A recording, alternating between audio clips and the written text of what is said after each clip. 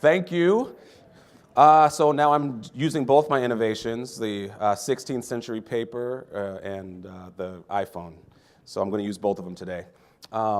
If you see the clicker, Lizelle, I don't see the clicker. So if anyone has it, bring it to me.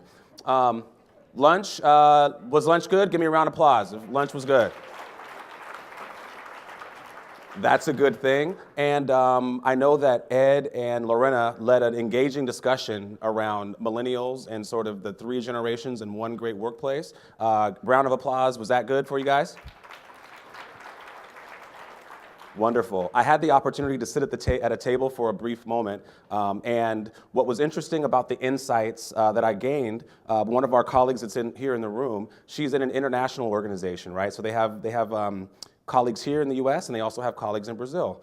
And the one thing that she noticed that sort of tied the whole thing together for her was that it did not matter what organization she was in, right? The main point was that everybody really wants the same thing, right? And if you can connect what you're offering and sort of your employee value proposition to what most people, thank you, to what most people want, which is that feeling that leaders are credible, that you're doing something meaningful, that it doesn't matter internationally or domestically, those trends still hold. All right. So I thought that was very interesting. That it's not just U.S. centric. It's actually something that works for those of us that work in global businesses. All right. So this is an exciting part for me because we get an opportunity right now to learn sort of the nuts about creating a great workplace from some distinguished best workplace leaders. The thing about these leaders is that each of them has the vision and they also have the commitment that's necessary to not only create a great place to work, but also to sustain it. Okay, and you can make it, and we'll come, but how do we get people to stay? So that's what this conversation is going to be about. How do we take some of the wisdom that we're going to get from our panelists and take it to the next level so we can sustain this great workplace movement? All right, you guys with me still? All right, so I'm going to call everyone up. I'll give them a brief bio, and then they'll also have an opportunity to share a little bit more about their experiences with you once they come up. Okay, so first I'm going to call up Elise Pereira. She is the Director of Global Employee Experience for Etsy. She's a strategic communications and HR professional specializing in internal communications and culture. And as the Director of Global Employee Experience for Etsy, she oversees the vital elements of across all of the international offices, including the employee communications, engagement, wellness, volunteerism, internal events, new hire orientation and onboarding, basically everything to create a thriving workplace culture. So she'll be able to give us a wealth of information. So we have Elise. Brandon Phipps, CEO of AcademicWorks. Brandon Phipps is, AcademicWorks is basically a company that provides comprehensive scholarship management solutions for the needs of colleges, universities, and foundations. And for the past 20 years, Brandon has helped thousands of institutions reinvent their administrative processes around scholarship management through technology, all right? So we've got Brandon here with us. We've also got Michael Pongon. Right? I want to say Pongione because I know that that's the actual pronunciation. Michael is the CEO of Point B, and under Mike's leadership, the firm became 100% employee-owned and has grown to over 600 associates in 10 U.S. markets with revenue of over 150 million and diversified business units that now include venture capital and property development. All right, so that's a powerhouse we've got there. And last but not least, we've got Mai Tan. She is the VP of HR for OneLogin, and she is leading the charge to scale OneLogin's long-term growth with the focus on the people challenges of a fast-paced, dynamic technology organization. She brings 15 years of experience to her role and sets the people strategy and also delivers the support to make it a great place to work. So join me in giving all of our panelists a round of applause.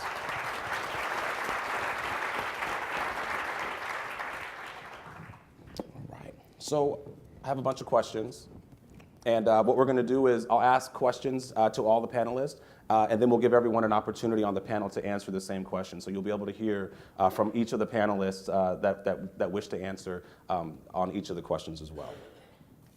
All right, so Elise, you have the first question. Etsy is experiencing tremendous growth, and it has experienced tremendous growth over time. When you think about the growth that Etsy has experienced over time, how has your organization leveraged its culture during this change and this growth? And maybe was there an instance where things could have went sideways, but because you used the culture as an engine, that you were able to come out on top? Yeah. Is my mic on? Okay, great. Testing, 1, 2, okay. I guess the most critical time that we went through a change that ended up being really positive culturally was our IPO. So last year we went public, and if you looked at the headlines, they really painted it as this really time for questioning, because Etsy has always been rooted as a brand in sort of being anti-corporate, anti-establishment. And so in many ways you could look at it as an IPO as we're sort of selling out, or everything's changing and this is where we sort of take an entirely different direction. And we didn't want it to feel that way. And in fact, we made the case that our culture was one of the most significant reasons why we've been so successful, to the point that we've been able to be public. And so it would be really bad for business if we tried to change anything about that. So what we did, apart from really educating employees on what it means to be public and what it means in sort of financial terms and in terms of things that we would actually have to change, like policies and systems, but we really made it a significant sort of historic experience for employees in a way that felt really, really Etsy. So Adam, who's here with us, really helped create the experience around the listing day.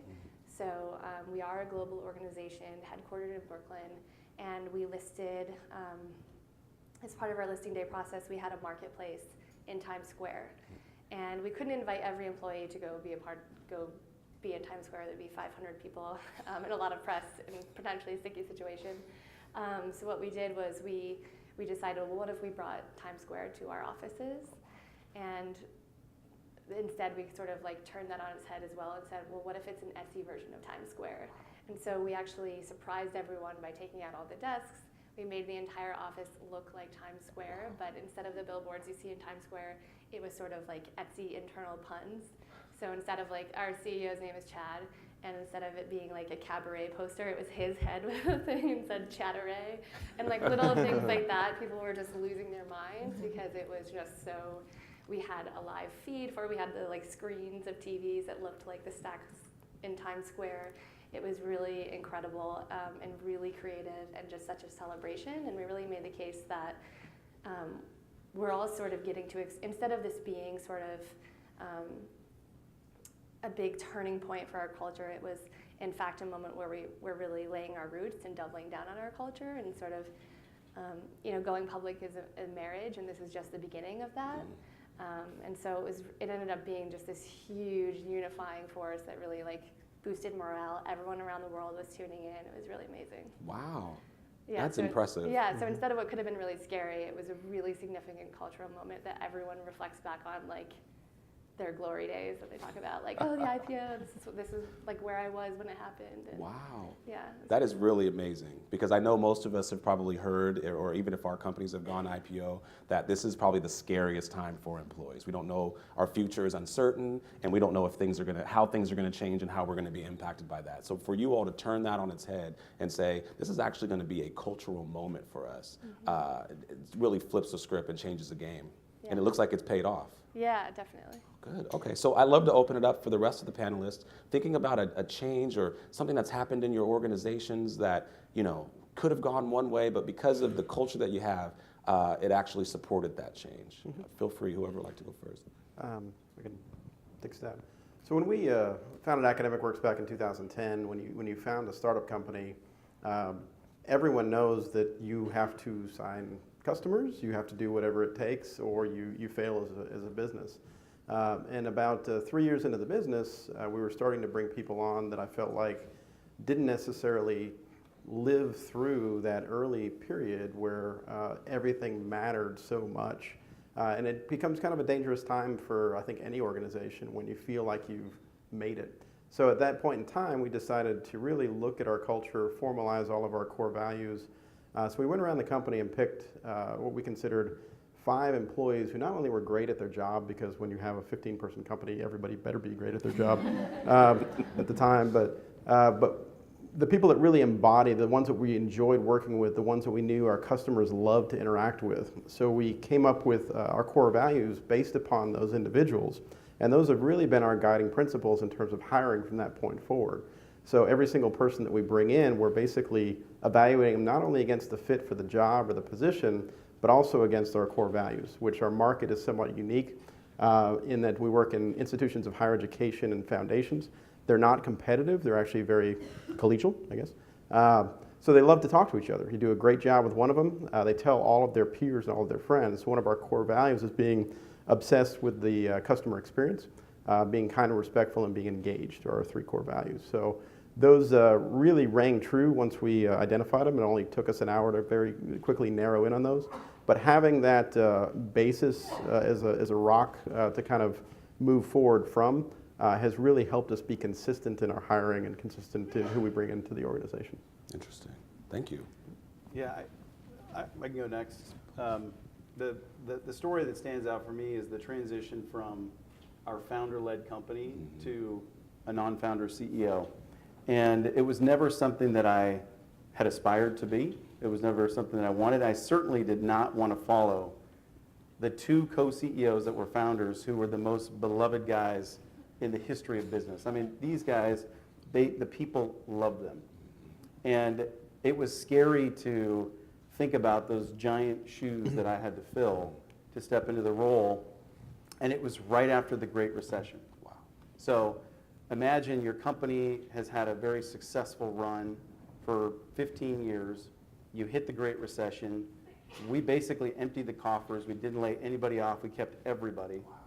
And we came out the other side, and I took the job as CEO, and what was standing in front of me was we had no money, and we had a big company. And I had to figure out, how do we get this solved?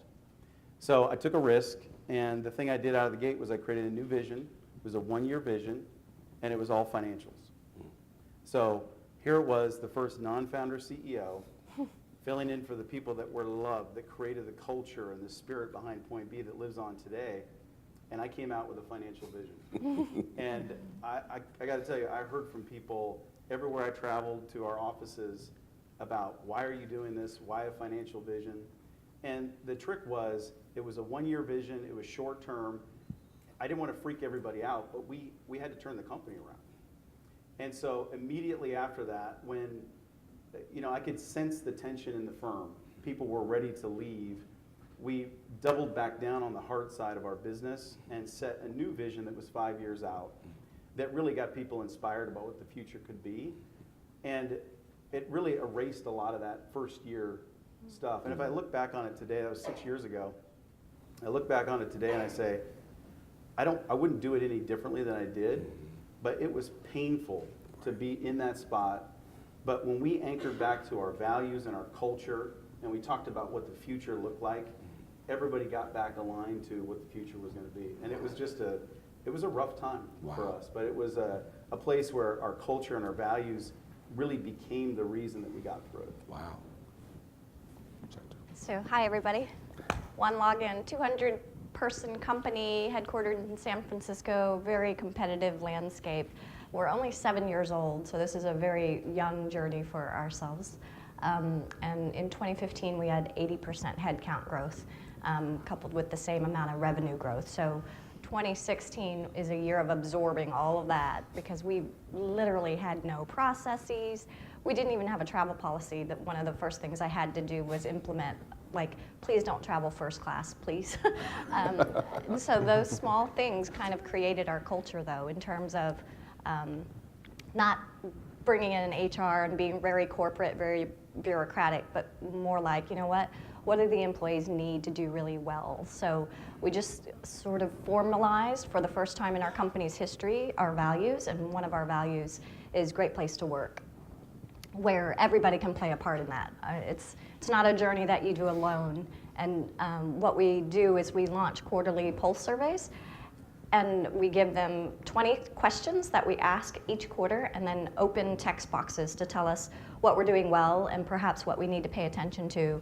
And what we found is that because it's an anonymous survey, people give us 200 lines of data every time they do this. And it's great because some of the ideas are fueled by our own employees. And so that makes everybody feel like an owner and take ownership of gaps in our company that sometimes we're blind to. And so it's been great for our culture and to feel that that massive amount of change from having some veteran legacy employees to the fresh talent that we have is just amazing because it crosses the bridges and creates bridges and kind of undoes the chasm that could have formed in our company early. So lots of work to do still, but I think we're headed in the right direction. That's wonderful. And what I really like about the panel so far is that you can see sort of the different stages where folks are, but still grappling with some of the same sort of issues, right, that we all are probably grappling with as well. Another question I'd love to ask to Mike and Brandon, and it really goes off of what you were just saying, Mai, is, you know, we know that culture is the beliefs, the pervasive values, and the attitudes, and I think, you know, how do you make sure that everyone feels a sense of responsibility or ownership for that, even if you're starting the company or you know, formalizing the values at a particular time, or making sure that it's based on, you know, the characteristics of a few people? How do you make sure everyone has a sense of ownership? If Mike, you can go first, and then I'll have Brandon follow up. Yeah, I think we've talked about it during the session so far, where it really starts with who you hire. And I'm a policy hawk, which simply means that every time someone from our people team or someone from our administrative staff says, I got a new policy I want to create, I say no. I have one policy. Does it feel right? If it does, do it. If it doesn't, start over again. And I think for me, it starts with who you hire. It allows you to not have a lot of policy. Because if you hire people that you trust and you believe in, and then you give them that trust and you believe in them, then you avoid a whole bunch of issues. So the first thing is you've got to be diligent about getting people in the door up front. We have our first interview is what we call a culture interview, where what we're entirely assessing in the interview is this person a fit? And throughout the recruiting process, we're asking ourselves two questions. One is, would I like to have cocktails with this person? Or coffee or whatever it might be. And the second is, are they going to make my company better? And every person on the recruiting team is putting those two filters on everybody that comes in the door to ensure that we're getting the right fit first. Skills and competencies are relatively easy to assess, but what will stand out is whether or not they're a fit. And the trouble that can create later is magnificent, because if you hire really sharp people that execute very well, they get promoted to leadership, but if they're not a cultural fit, then that will create huge gaps in your company. And so for me, it starts with hiring the right people up front. That's a critical piece. A second one is, I teach a class to every single new person at Point B. We have 700 employees. I spend time with every single person, and I teach them what our values are, what our culture is, what our mission and purpose is, and where we're headed as a company. And I do that with everybody for two reasons. Number one, it allows me to assess what the incoming class looks like. I get a real pulse of who are we hiring right now. And even though we might hire 150 people this year, I will spend time with them in 2017, and I will find out how are we doing hiring. Wow. The second thing is, I arm and equip every single person to fight for our culture and values, to make sure that they feel empowered to say, if I see something that's not working, I can raise the issue. And a direct line even to me. If they want to pick up the phone or send an email, if they have an issue where our values are colliding or someone's not living up, they can reach out and we can talk about it. Wow, incredible. Brandon, did you have any insights on this one as well? Yeah, we also start at the interview process. So every interview we conduct, we're assessing based upon core values as well as job fit. And there's it's kind of funny because there's cases where you'll have discrepancy where we have multiple people from both management as well as non-management positions that are interviewing every person that comes in. Either myself or my business partner also interview every single person prior to them being brought on board. You'll have inconsistencies in terms of whether somebody's a job or duty fit, But it's remarkable that you have very little discrepancy in terms of whether somebody's a cultural fit, as long as your team understands what those cultural values are. And we do a lot internally to reinforce those on an ongoing basis. So every week we do a weekly update to the entire team. In that weekly update, we're basically recognizing individual contributors who have around a specific core value that we've seen them demonstrate. And that comes either from their managers or other employees. And people may not read the entire page and a half, weekly summary of what's going on around the company, but everybody reads that first top piece in terms of the employees that we're recognizing. And we're always trying to tie them back to that core value. We do quarterly company-wide meetings, which we can do because we're only 47 employees now. And during those company-wide meetings, we have what we call the blue box of love. It's a big blue mailbox. We paint it ourselves, save a little money. There's forms that you can put in, and on those forms, the employees can check off a core value that they've seen another employee represent, and basically a thank you letter of what they saw, how that tied back to our core values. And we were a little worried when we opened it for the very first time. Was there going to be anything in there? Is it going to be completely empty? I seeded it with one, but it was kind of cool. I opened it up, and there was 25 in our first meeting, and that's continued to grow. And it's a great way in terms of just recognizing employees and tying them back, tying their contributions back to those core values as well. So it's something, like I said, that just predicates that if you ask any of our employees, they can rattle them off. But it's also necessary, really necessary for the environment and the market that we serve. Mai or Elise, would you like to talk about how the values play a role in making sure people feel this and That they're bought in? yeah, that they're bought into the values. Sure. And they feel responsible too. Yeah. One of the things actually I was thinking of was sort of what we were talking about yesterday at the dinner, which was, I think, to have people really bought into the culture, I think you also need to bring them into the conversation and the dialogue behind decisions that you make. So one example, which is actually a policy. I know you said you shouldn't have any policies. We have found that we do need to have some policies as we grow. But one of them I can think of as a good example is we have dogs in our office, in all of our offices. And we had an interesting time when we suddenly had our first employee who was allergic to dogs.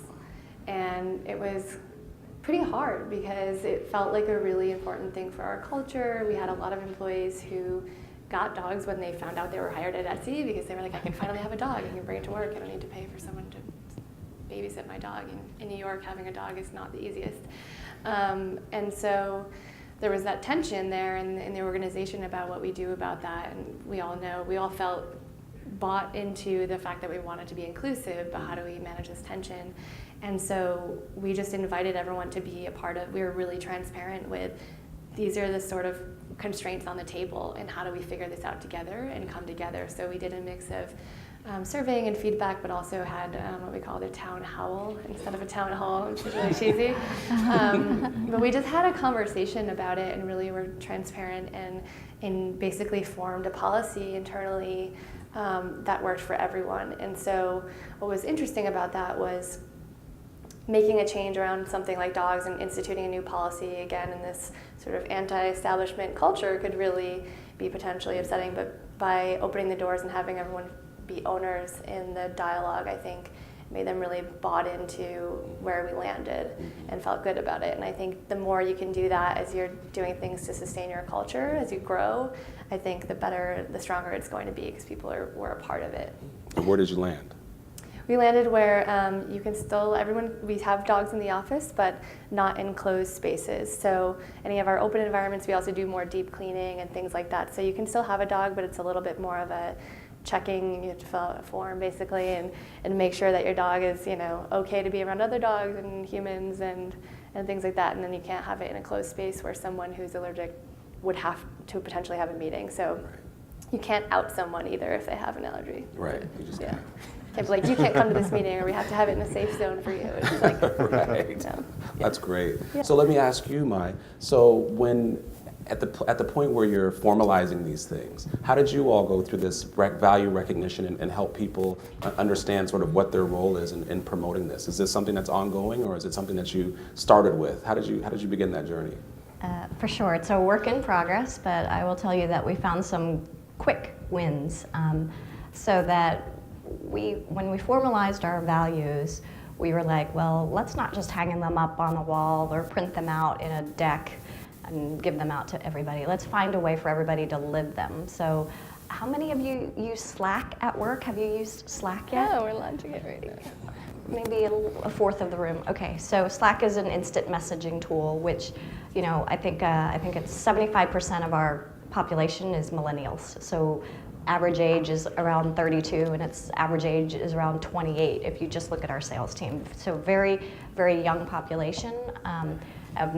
Because they believe in instant communication and instant gratification, we found that Slack is our biggest communication tool. So there is a channel where everybody can recognize everybody else for the values that they live. So it's peer nominated, and you literally send a shout out and you can tag somebody to the value. So if somebody lived a great place to work value, you can tag them. And what we did creatively was we worked with our marketing team to create emojis. So they're little emojis that are tied to our values so that you can send a shout out to anybody and tag the value. So the nice thing is that each month in our monthly town halls, we recognize kind of the people that led our values and lived by them. And I think we're gonna try to do some videos and sort of like a montage of how our values are being led every day. And the greatest thing about this tool is that people now see what's happening in the company around them, because as we're growing, people sometimes don't get as much cross communication or cross department communication. So it's a really good way to blast what's happening in different departments when you don't sit close to or in those departments. So it's been great for our employees to be able to kind of celebrate each other and the shared successes of our company. That's wonderful. Wow. So what's interesting about what you said is that you had to actually reach into sort of your employees to figure out, based on who they were and what you knew about the business, to find a way to make sure that they felt engaged and that the values were real for them. And creating an emoji, I mean, that's something that I'd expect Kim Kardashian to do. But but for you all to take it to that step, to say that this is something that's important and our people communicate in this way and it'll resonate and be meaningful, that's very, very interesting and innovative. Yeah, and because we take the quarterly pulse surveys, some of the ideas come straight from our employees. So the nice thing I think that we do is we broadcast the results. So everybody can see the team scores, everybody can kind of see what the themes are, because our job on the people side is to pull out the themes of sort of some of the things that we're doing well, some of the things that we need to kind of be more aware of, so that everybody feels that they're not just taking these surveys for nothing. We're actually implementing some of the ideas. And so I think those two quick wins for us have really developed a way for all of us to live our values, and especially because one of our values is great place to work, it makes it easy to talk about. Wow. So I love that, and I'm going to follow up with another question for you, because when we are out in the field and we are trying to put some metrics around employee sentiment, right, or people feeling good about the business and they're performing the way that they feel about their supervisors, sometimes it's difficult to connect your KPIs directly to that. So we know about turnover, but how do we know that this really impacts the bottom line? So one of the questions I love to ask you, Mai, is as you all have increased your investment in the organization, what are some of the additional metrics that you use to tie it back to business performance? Are there specific ones that you all might use that may be helpful for us to think about? And I'll ask the rest of you as well, but I would love to start with you. Okay, so we have two metrics, and for me, I believe that tone starts at the top. So my CEO has a metric on ESAT, which is employee satisfaction. So when we take these pulse scores, he actually is measured and his bonus is paid out based upon how we score on the pulse surveys. So it's the first time in the history of the company that our CEO has a metric like that, that he's scored against himself. So he cares about it, which is also why the executive team spends all of their time reading through the comments and digesting the scores. So that's ESAT is one of the measurements we use. And because Thomas, our CEO, cares about it, then everybody cares about it because it cascades down through the organization. And the second metric that's sort of easy and probably most of you have in your organizations is our CSAT score. So when we look and measure our customers against how we delivered our product, we can see the correlation of when our ESAT score is high, so is our CSAT score. So it's become interesting for us to see that correlation and how it moves together. For me, it's become much easier to get executive buy-in for sometimes what's considered this soft, fuzzy world of HR. Soft, fuzzy world of HR. Anyone else like to open up for that? Yeah. I would just, I'd tack on to what Mai said. We've got an employee engagement survey that we do, and we do a similar pulse in some years, and some years we do a full-blown survey. And there's just so much research out there that ties a direct correlation between how employees are engaged in the workplace and then how well the company performs. And we just completed it, we just reviewed our scores, and we had a 91% engagement rate for the company. And what we tend to see is a very similar correlation with our customer feedback as well as overall business performance. We tend to see a very direct link between how we're doing engaging our people and how the business is performing. And it's not been something that's been real deliberate that we are trying to track to, because I think the two move somewhat similarly. But we can look back on time. We started doing this survey in 2007, and we can see year over year how closely the results of the business correlate to how well people are engaged. And we believe in that research, so it's something that's part of our leadership team goals. It's part of the way we measure the success of our business, is not just the financial results, but how well we're engaging our people. Right. So this is what it looks like when your top leaders are invested, right? That they know they're either tracking to that statistic or those KPIs, or they're able to, comfortably say that, yes, we base our leadership, and it's something that we talk about at that table, that this is a very important place to be. So, yes. Being a highly referral-driven market, one of the things we follow very, very closely is a Net Promoter Score. How likely are you to basically refer AcademicWorks to a peer institution or foundation? And we've maintained, I think, because of our focus on being obsessed with the customer experience, we have a 99% plus Net Promoter Score amongst all of our customers. And we survey that every single quarter. So it's something we follow very, very closely. We also have a 99% plus customer renewal rate, which I would also tie back to our overall CSAT rating and just the experience that clients have in dealing with our employees.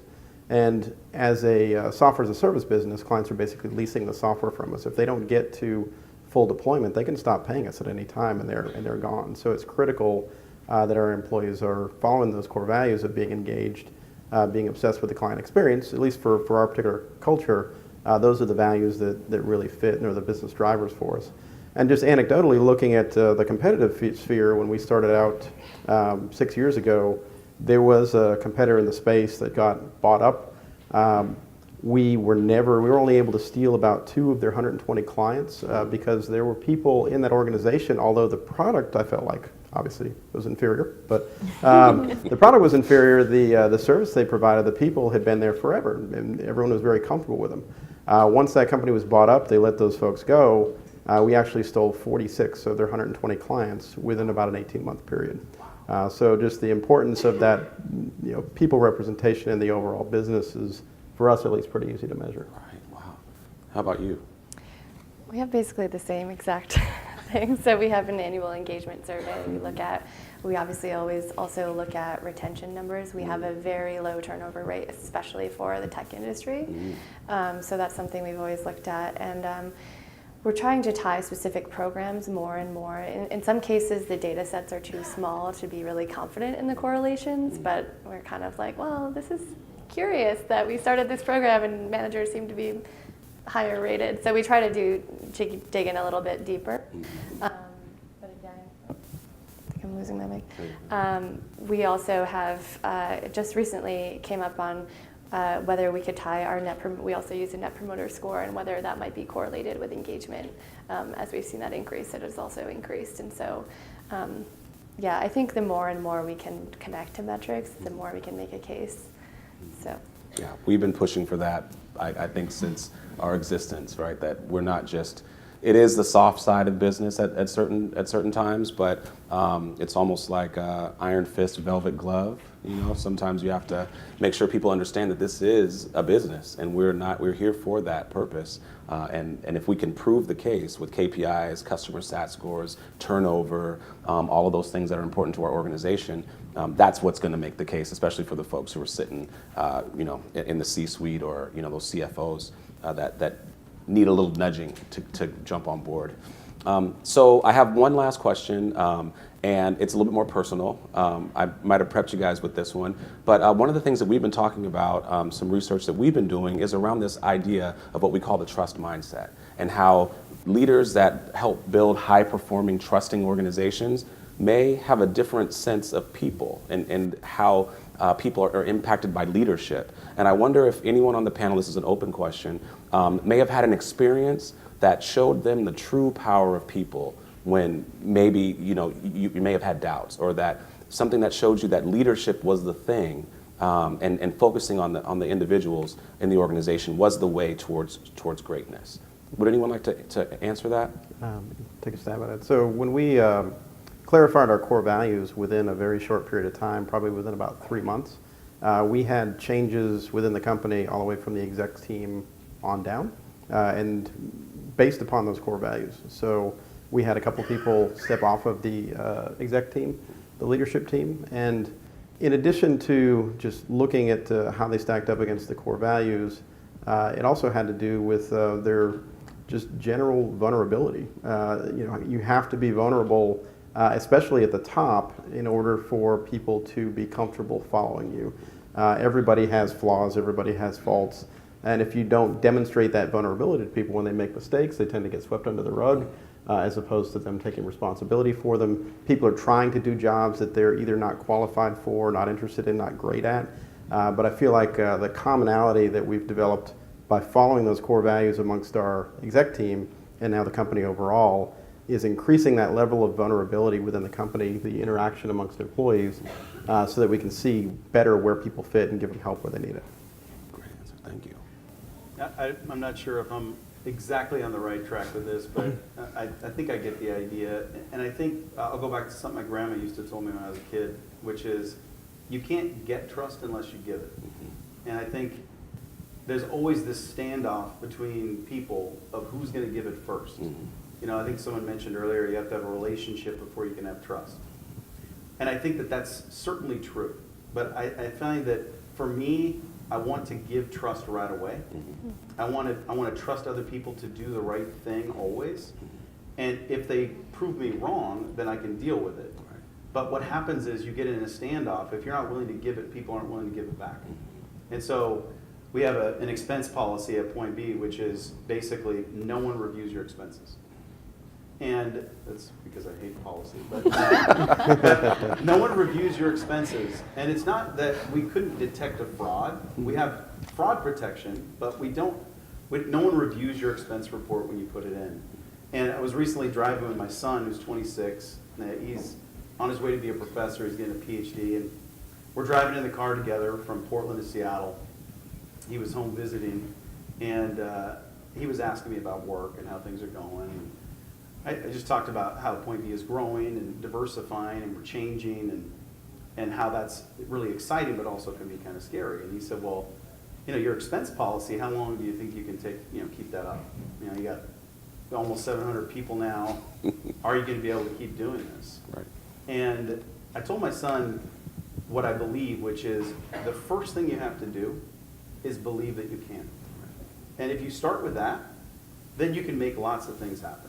So I think we could have 2,000 people or 10,000 people and maintain the same lack of policy.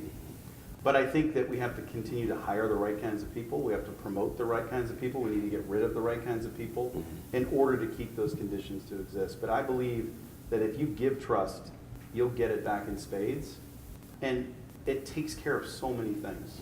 It takes care of our customers. It takes care of our people. It takes care of the community. You have to give trust. I'm just a big believer in it.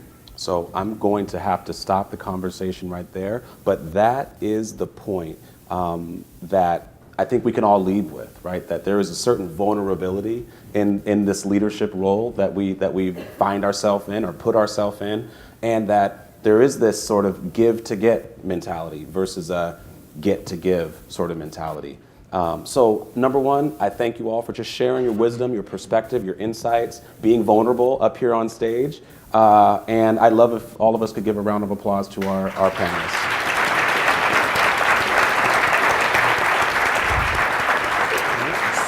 Stay here. So I'm going to give you all a bit of instructions. I want y'all to stay here with me for a moment. We have some breakout sessions, right? You can choose from one of 3 breakout sessions. The first breakout section actually dives a bit deeper into this idea of the trust mindset. It's led by Ed Fronheim, who was at the facilitated learning panel, or the facilitated lunch panel. It's going to be right outside the room here in Capitol View Terrace North. The second one is Certification Nation, right? It's the essential primer for small and medium-sized businesses that are reaching towards greatness. So I had a few conversations with people out there that asked me some questions about certification. I was probably able to give you, one side of the elephant, but our folks in Capitol View Terrace South, I think that's Kim Peters, who's our EVP of that program, will be able to give you the primer on it. So you'll get a deep soup and nuts view of this. And then the last but not least is the Etsy Crafternoon, right? And that's making as a means of connecting. And Elise will be facilitating that panel. It's downstairs in Creekside 1 and 2. So remember, we're on level 3.